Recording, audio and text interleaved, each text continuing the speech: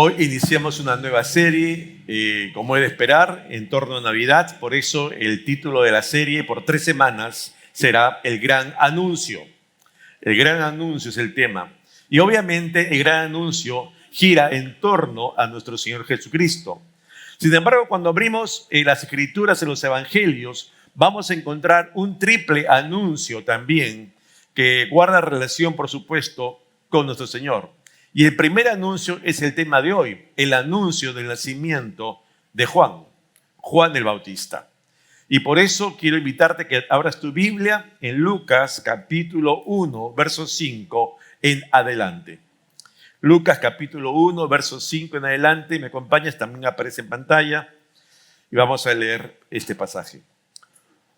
Hubo en los días de Herodes, rey de Judea, un sacerdote llamado Zacarías, de la clase de Abías, y su mujer era de las hijas de Aarón, y se llamaba Elizabeth.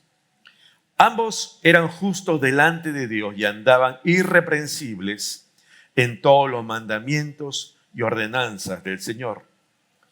Pero no tenían hijo porque Elizabeth era estéril, y ambos eran ya de edad avanzada.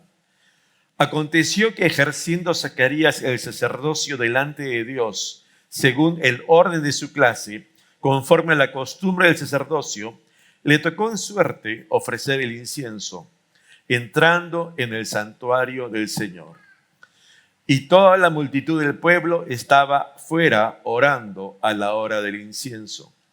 Y se le apareció un ángel del Señor, puesto en pie a la derecha del altar del incienso. Y se turbó Zacarías al verle, y le sobrecogió temor. Pero el ángel le dijo: Zacarías, no temas, porque tu oración ha sido oída.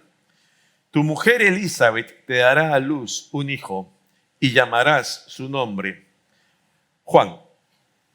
Y tendrás gozo y alegría, y muchos se regocijarán de su nacimiento. Y más adelante dijo Zacarías al ángel: ¿en qué conoceré esto? Porque yo soy viejo y mi mujer es de edad avanzada. Respondiendo el ángel le dijo: yo soy Gabriel, que estoy delante de Dios. Y he sido enviado a hablarte y a darte estas buenas nuevas. Y ahora quedarás mudo y no podrás hablar hasta el día en que esto se haga, por cuanto no creíste mis palabras, las cuales se cumplirán a su tiempo. Vemos aquí un pasaje en los cuales nos presenta a una familia. Y de pronto, en ese escenario, nos devela el primer punto de esta mañana, un anuncio inesperado. Un anuncio inesperado. Porque estamos en un acontecimiento, diríamos, geopolítico muy reconocido en la historia, en las épocas de Herodes, ¿verdad? Y hay una pareja clara, definida, concreta. Él, Zacarías, es un sacerdote. Diríamos hoy es un ministro en ejercicio. Ella, del linaje sacerdotal de Aarón. En un sentido, hoy diríamos, es una pareja pastoral. Es interesante que también la Escritura habla respecto de esta pareja, de su carácter. Y sobre ellos, a pesar que son dos individualidades que se han fusionado como matrimonio, aún guardan, obviamente, cierta particularidad. Sin embargo, cuando el Señor aquí a través del Evangelio menciona el carácter de ambos, cita algo que se da en los dos. Dice que son justos. Y más allá de hablar de la justicia, me puse a pensar, pudiendo una persona tener diversas facetas de su carácter, en las cuales puede estar en algo bueno y en otros no, pero en lo que es relevante, ¿por qué mencionar de manera particular que son justos? ¿Por qué resaltar ello? ¿Y acaso, me pregunto, es un tema común en su momento o no tan común para decir frente a la injusticia general de la humanidad. ¿Estos hombres eran distintos y eran justos? Me preguntaba ¿yo soy justo? Te animo a que tú te preguntes, ¿eres justo? Tal vez si eres padre de familia o madre de familia, tienes varios hijos, tratas a todos los hijos por igual, indistintamente a cómo ellos se comporten, o haces un distingo en cualquier materia. Y si haces un distingo, ¿crees que sigue siendo justo? ¿Justa? Pero además dice que si bien es cierto es algo que se da en ellos, hay otra característica en esta pareja. Dice que ambos, y ahora es de cara a la sociedad, son un hombre y una mujer irreprensibles. Es decir, son dos personas que no son sujetos de reprensión, no son personas a los cuales alguien puede acercárseles de manera fundada y llamarse la atención porque por su conducta son desaprobados. Es decir, en otras palabras, son éticamente intachables, éticamente correctos. Tienen una conducta que trasluce a la sociedad que no hay nada que objetar de estas personas. Y entonces definitivamente esto es una valla muy alta. Ahora, ser intachable, ¿no? Ser irreprensible, que es la palabra que utiliza aquí el Evangelio, no es algo espontáneo. Hay que trabajar. Hay que ser directo. Hay que ser intencional. Porque hay que cuidarse para ser irreprensibles. Hay que tener un cuidado de día y de noche. Hay que tener cuidado de cómo nos comportamos frente a todos cuando estamos a solas o en grupo. Cuando vamos a la sinagoga como él o a la iglesia o estamos en casa. Cuando actuamos en privado o en público. Porque nuestro corazón y nuestra vida, nuestro carácter, nuestra naturaleza humana no nos lleva a ser buenos, sino a ser malos. Porque la corrupción está allí, gestada en nuestras vidas. Y entonces no me va a ser, ni te va a ser, ni no va a ser natural mantenernos irreprensibles. Porque nuestra naturaleza pecaminosa nos lleva justamente hacia el mal. Y entonces hay que ser intencional para vivir una vida éticamente correcta como estos hombres. Y en tal sentido, cuando aquí vemos a Zacarías que va a ministrar, ¿verdad? Como sacerdote, es una persona obviamente que es respetada bajo este carácter por todo el pueblo. Nadie va a objetar su ministerio y cuando él entra, todos están orando. Y es en ese contexto que de forma inesperada Dios interviene en la vida de este hombre y de su familia. Porque uno diría, ¿qué pasó?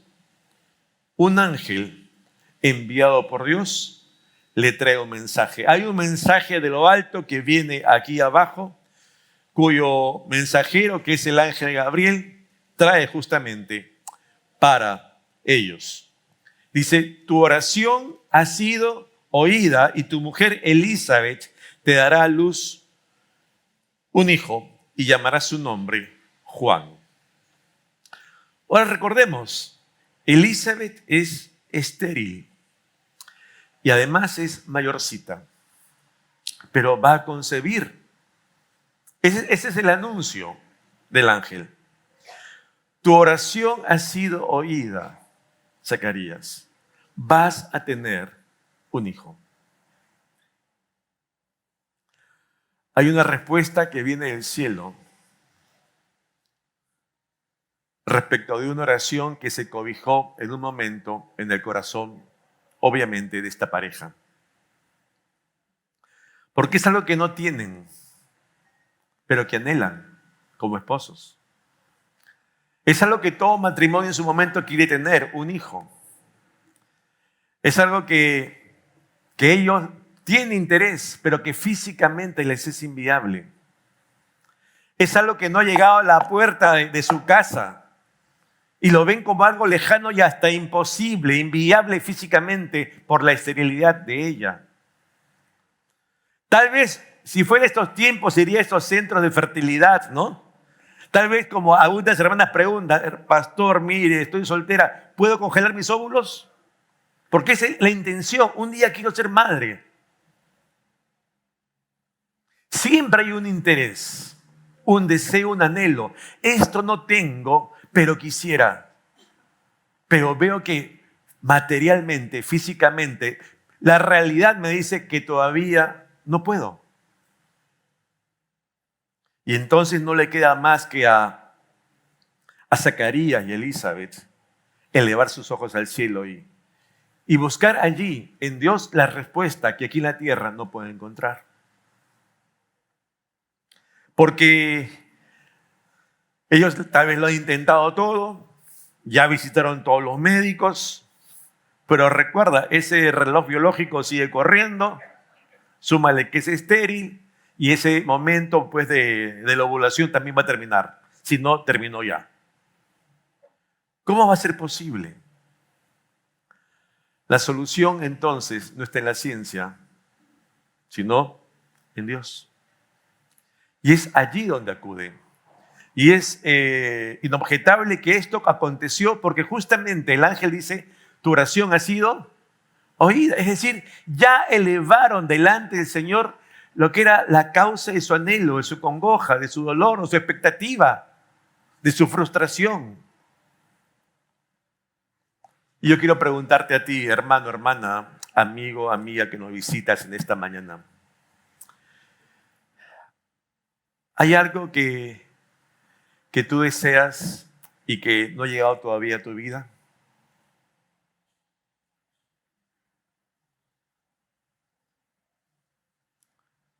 Y no te digo necesariamente que sea un objeto, un producto. Puede ser una relación, un trabajo, algo relacionado con la economía, un hijo que está mal y tú quieres que se encamine. Hay algo que dices, ¿cómo quisiera esto, pero no lo veo en mí o en mi familia, en mi entorno?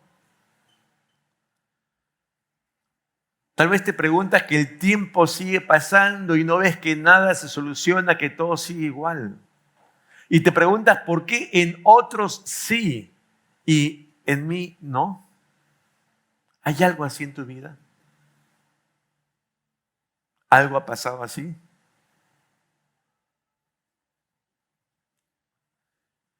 Estos, hombre y mujer, obviamente son hombres fieles al Señor. Y en este contexto, ellos no dejan de ministrar al Señor a pesar de tener, diríamos, esta carencia que es un anhelo. Y allí, contra toda posibilidad racional, emerge justamente esta respuesta de Dios. Y es por eso que tenemos que considerar siempre que Dios tiene sus planes, que va más allá incluso de los nuestros. Tu oración ha sido oída y tu mujer Elizabeth dará a luz un hijo. Tal vez ya no estaban los planes de esta pareja, tal vez ya ven que ya es imposible. Y Dios cuando ellos menos lo esperan, les trae la respuesta. Va a venir un niño. Frente a este anuncio de Dios por medio del ángel, porque recuerda, no es un anuncio del ángel, es de Dios que está respondiendo a la oración y utiliza un instrumento, un medio, que es a su siervo, que es un ángel. La respuesta de Zacarías frente a esta noticia, claro, luego del estupor de ver un ángel, ¿no? Imaginemos si fuera posible que cada uno de nosotros viera un ángel, ¿cómo reaccionarías? Después de esa primera reacción, te quedas con la otra, la noticia. Y Zacarías le dice, ¿en qué conoceré esto? Porque yo soy viejo y mi mujer es de edad avanzada. Si nos percatamos, Zacarías no está preguntando, bueno, gracias por la noticia, se me hizo, bueno, ¿cuál va a ser la manera cuál va a ser el proceso de ejecutar esta noticia? No está preguntando ello. Lo que está haciendo Zacarías con esta respuesta es no creer lo que el ángel está comunicando que viene como una noticia de Dios. Y es por eso que fíjate en la respuesta, ¿en qué conoceré esto? Porque yo soy viejo y que dice, y mi mujer es de edad avanzada. ¿En quién se fija él? En ellos, en su condición, en su naturaleza, en la realidad de la vida que les toca afrontar en ese momento. No está considerando a un Dios de imposibles. Y entonces sus ojos, por más que ora a Dios, cuando le dan la noticia, no está expectante de lo que Dios está respondiéndole, sino de lo que él puede ver. Y lo que él ve no alcanza. ¿Cómo es posible? Tan es así que esto es incredulidad, que es justamente lo que asevera el ángel tras esa respuesta de Zacarías. Le dice, y ahora quedarás mudo y no podrás hablar hasta el día en que esto se haga, por cuanto que no creíste mis palabras, las cuales se cumplirán a su tiempo. No creíste, pues. Pero para el ángel esto es cierto. Para el ángel no hay margen de error. Dios es capaz de llevar sus planes a pesar de nosotros, con nosotros o sin nosotros. Y es por eso que no siempre toda oración que le demos a Dios va a ser respondida en la forma que nosotros querramos que se dé. La respuesta clásica es sí, no y espera. Pero no es todo ello. También tiene que ver la forma de respuesta y el tiempo de la respuesta. Y aquí te das cuenta que hay un sí, pero que demoró, pareciera una eternidad, que uno diría en el camino se frustra, ¿no? ¿Cuándo tendré una respuesta? Tal vez la respuesta es no. Y muchas veces desfallecemos en la espera. Y que no es una dulce espera, sino a veces es una amarga espera. Una frustrada espera. No tengo respuesta de lo que estoy orando. No tengo una respuesta por lo que mi corazón anhela. No tengo una respuesta por esto. ¿También es tu caso? ¿Te ha pasado en alguna ocasión?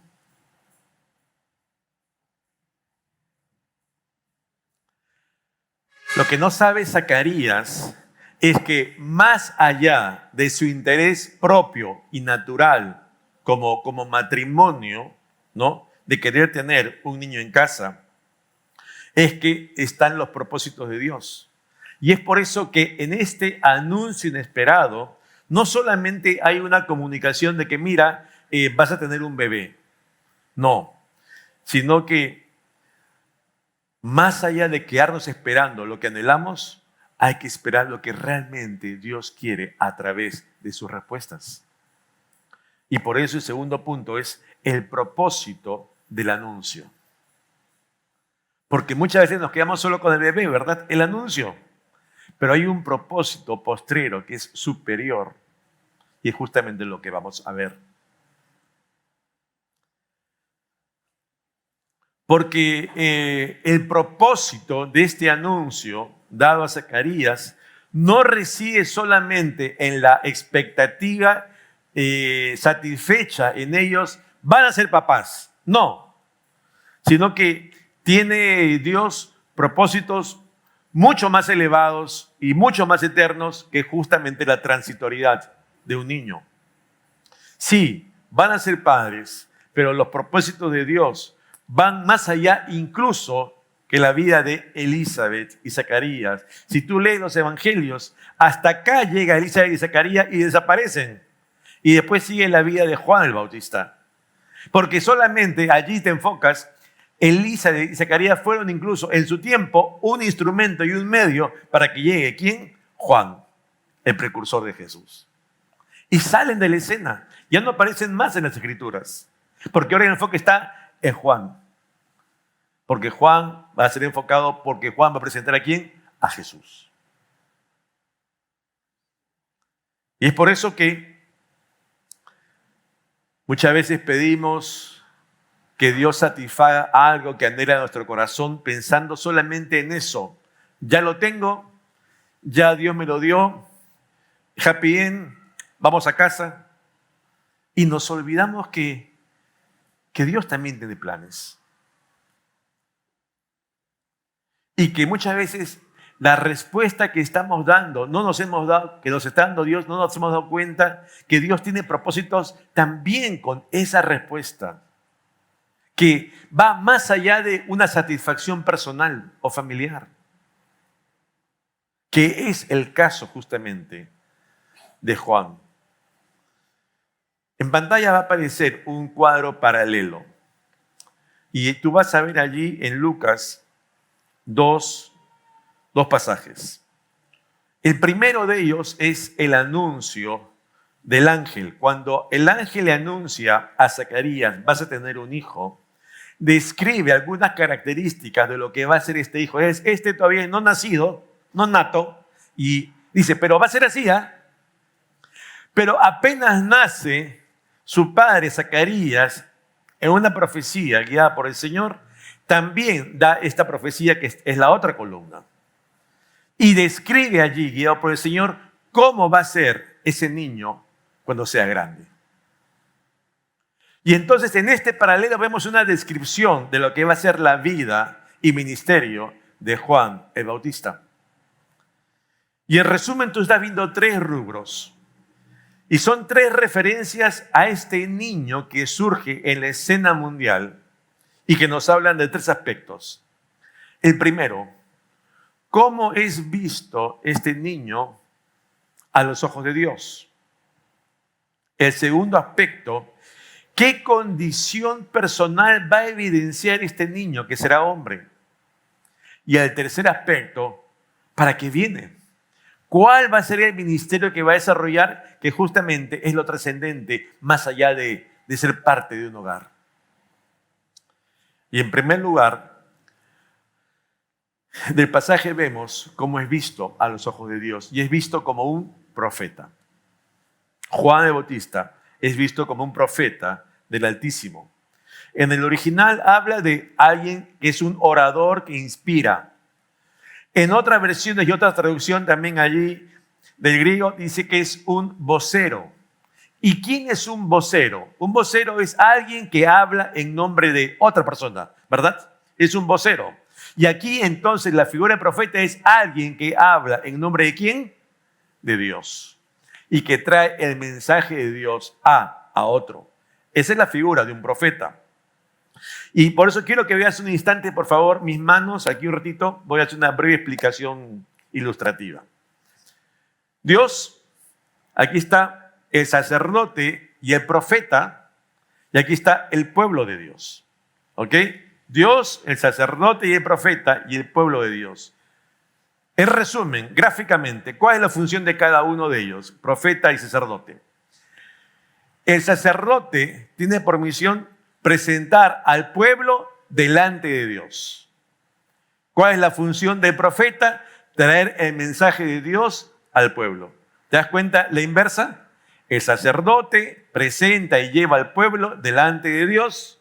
El profeta trae el mensaje de Dios al pueblo. Y esto segundo es justamente el encargo que se le da a ¿quién? A Juan. Cuando Juan es visto como profeta es justamente aquel hombre que va a traer el mensaje de Dios al pueblo. Y por eso cuando tú comienzas a leer las Escrituras, hablan de él como que voz que clama en el desierto. Porque ese es el ministerio, así lo ve ¿quién? Dios. Así lo ve Dios.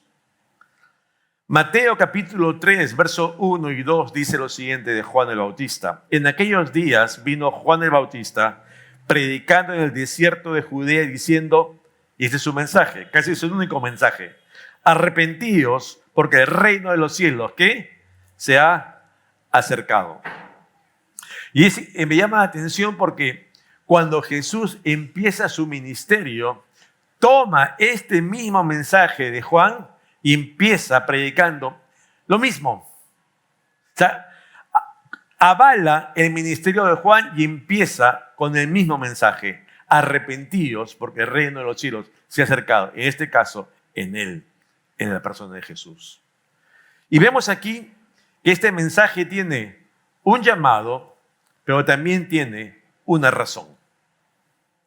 El primero, arrepentíos.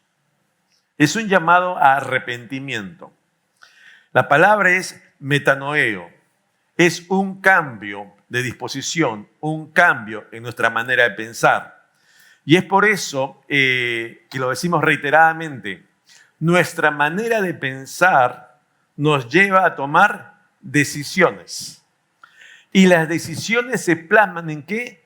En acciones, en hechos o en omisiones, que es resultado de mi decisión. Lo que todo el mundo ve al final de mí y de ti, ¿son tus acciones o son tus omisiones? Pero ello que todo el mundo ve, tu acción u omisión, es resultado de una decisión tuya. Yo no quise hacer eso o yo quise hacer eso. Y la decisión que uno toma, la toma acorde a mi manera de pensar, porque yo pienso así, entonces decido de esta manera, ¿verdad? Yo decido de la manera que yo entiendo que así es la vida, esto es lo correcto, así debe ser. Como yo pienso, decido. Y como decido, lo plasmo en una acción. Y aquí lo que nos dice es arrepentidos, metanoeo. Cambia tu forma de pensar, porque el mundo, en su forma de pensar, piensa solamente en yo.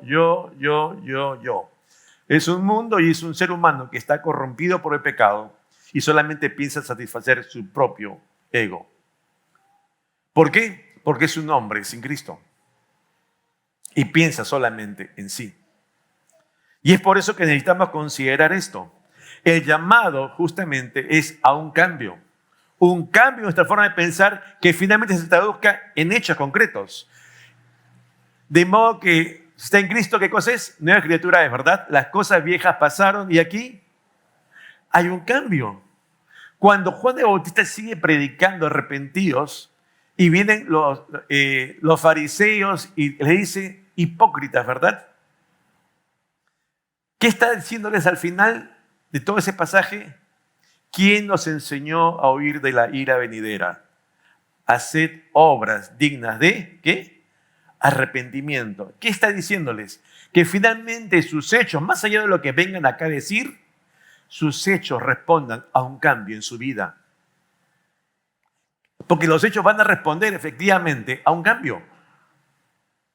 No vengan como un rito, no vengan solamente a decir, ya me bauticé, a dar la cara a todo el mundo. No, que haya realmente un cambio que se geste en mi interior y que después se evidencie en los hechos.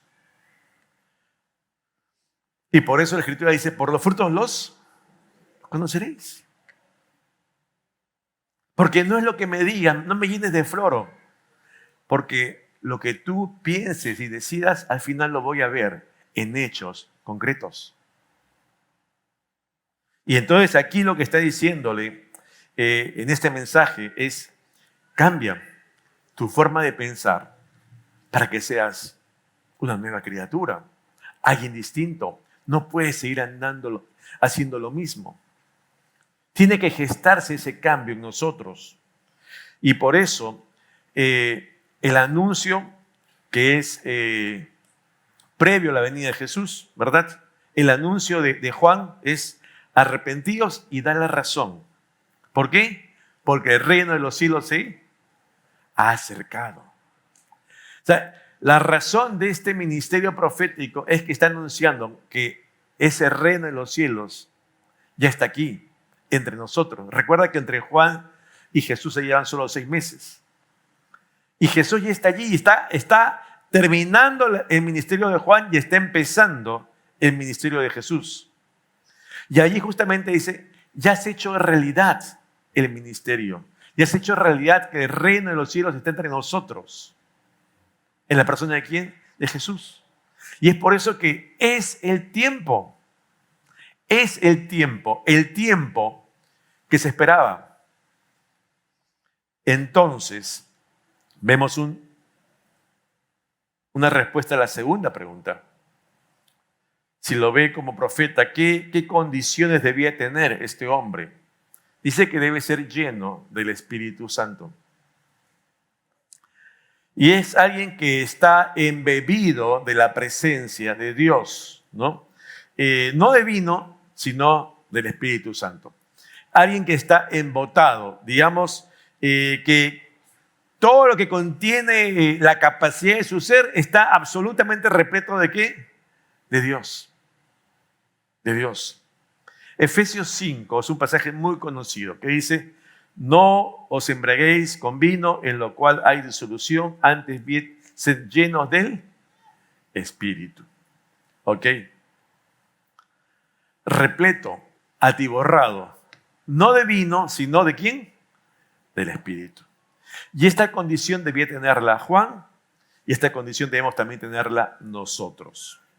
Ahora bien, es importante que recordemos algo. Cuando estamos atiborrados de vino, borrachos, ¿verdad? Somos guiados ¿por qué? ¿Y llevados a qué? Somos guiados por el vino y guiados a decir improperios, a actuar de manera indebida, a hacer cosas que tal vez no harías cuando tienes, entre comillas, el control, a no decir cosas que no dirías. ¿Por qué? Porque ya no eres tú quien tiene el control.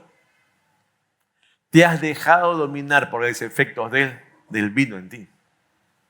Y aquí lo que nos dice el Señor es: antes de ser dominado por el vino, sé dominado ¿por quién?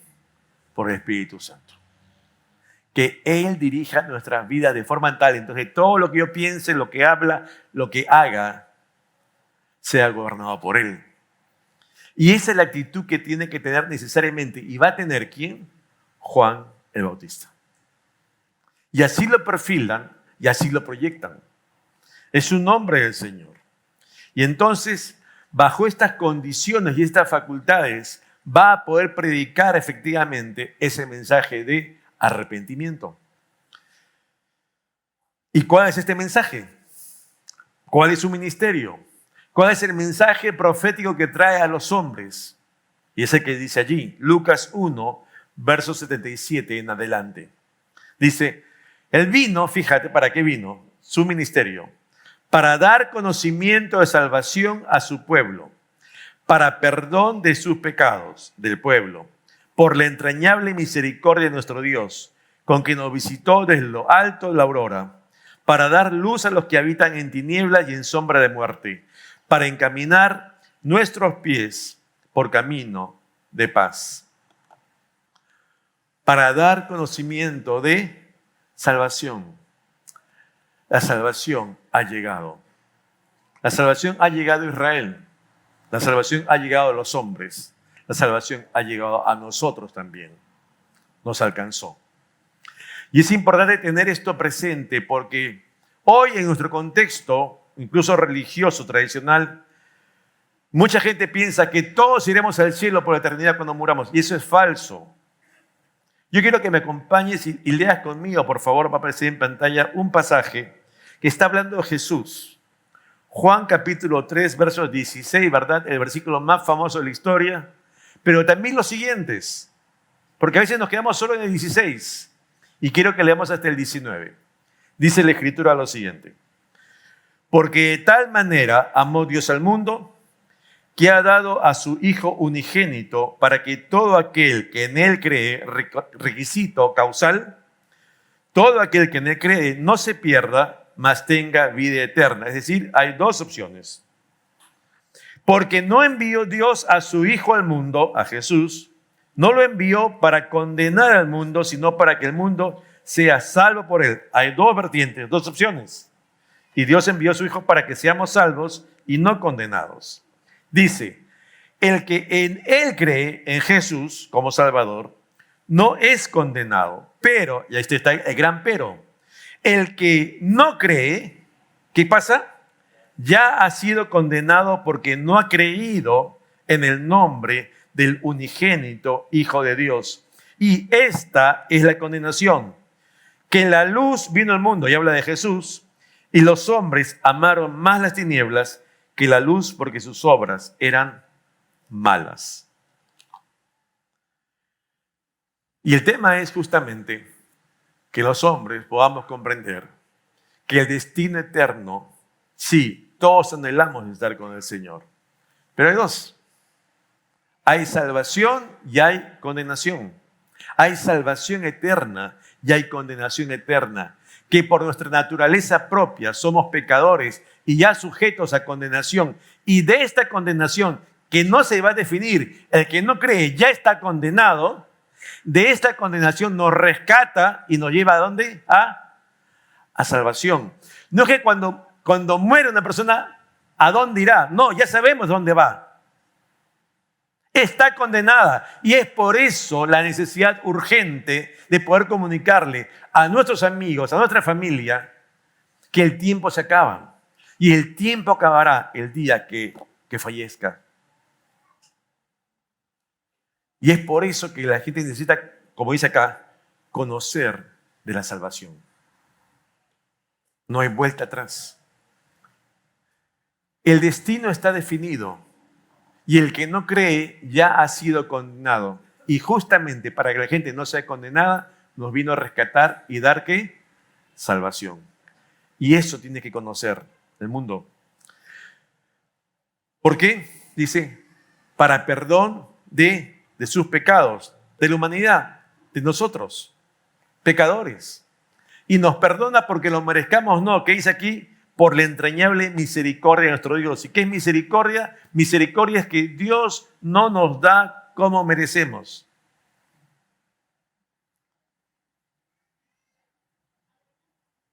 Y sabes, tenemos que tener presente esto. Juan el Bautista vino a este mundo, sí, pero no vino en respuesta del Señor solo para satisfacer la necesidad y el gusto de una pareja y que tengan un hijo en casa. También fue eso. Pero su propósito postrero, final, supremo y por encima, básicamente, era más allá de una satisfacción de un deseo natural, era que Juan el Bautista vino para anunciar el cumplimiento del propósito redentor del Padre por medio del Hijo. Y entonces nos damos cuenta que cuando vino Juan, en respuesta, uno diría, a una oración, no solamente estaba el interés de una pareja, de un matrimonio, sino estaba el interés superior. ¿De quién? De Dios. Y ese es el propósito de este anuncio, porque muchas veces nos quedamos con el bebé. Y el bebé no es el propósito final, sino el ministerio que iba a desarrollar. Y eso es lo que ve Dios. Y muchas veces nos quedamos solamente con el resultado. Ya respondió, pero ¿para qué? Este es el mensaje que hay que recordar, porque a ello se dedicó Juan. El apóstol Juan, voy terminando, Juan 1, versos 7 en adelante, dice esto de Juan el Bautista. Este vino por testimonio, para que dice testimonio de la luz, a fin de que todos creyesen por él. No era él la luz, sino para que diese testimonio de la luz. Aquella luz verdadera que alumbra a todo hombre venía a este mundo. El anuncio de Juan el Bautista no quedaba en él. El anuncio de Juan el Bautista nos llevaba a un anuncio mayor. El reino de los cielos se ha acercado. Aquel verbo fue hecho carne y habitó entre nosotros. Como dice sus nombres, y lo cita Mateo y lo veremos la próxima semana, Emmanuel, Dios con nosotros. Este era el gran anuncio que debía tener Juan en su vida. ¿Te das cuenta que la perspectiva de esta oración, quiero Dios que me des un hijo, es muy estrecha, muy pequeña frente a los propósitos eternos de Dios, respondiendo a dos hijos suyos? Y por eso, hermano, yo te invito a que cierres tus ojos un instante allí donde estás y puedas meditar por un momento en tu propia vida, en todo aquello que anhelas válidamente. Señor, yo quiero esto, yo espero esto. Y tal vez estás pensando como como Zacarías y Elizabeth, la satisfacción de algo que no tenemos hoy y quisiéramos, que no está mal, como no está mal tener un hijo. Pero Zacarías y Elizabeth no estaban pensando en los propósitos posteriores de Dios a través de esa respuesta. Y preguntemos, hermanos, allí en silencio, una respuesta solo entre tú y el Señor. No quiero que levantes la mano, ni hagas ni un acto público, sino entre tú y el Señor. Allí dile, estos son mis temas, Señor.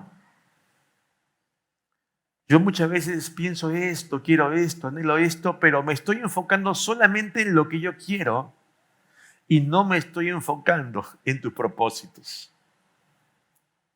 Y tal vez tenga que reconsiderar o pensar desde ahora, Señor, ¿esto realmente cabe en tus planes eternos? ¿Estoy pidiendo correctamente o estoy solamente pidiendo para satisfacer algo que yo quiero? Piénsalo. Porque los tiempos de Dios son diferentes a nuestros tiempos. Las formas de Dios muchas veces pueden diferir a como yo quiero la respuesta. Pero cuando se dé la respuesta, cual fuere, considera que siempre será lo mejor para nuestra vida. Y allí, preséntate al Señor en una oración en silencio. Cierra tus ojos y dile allí, aquí estoy, Señor.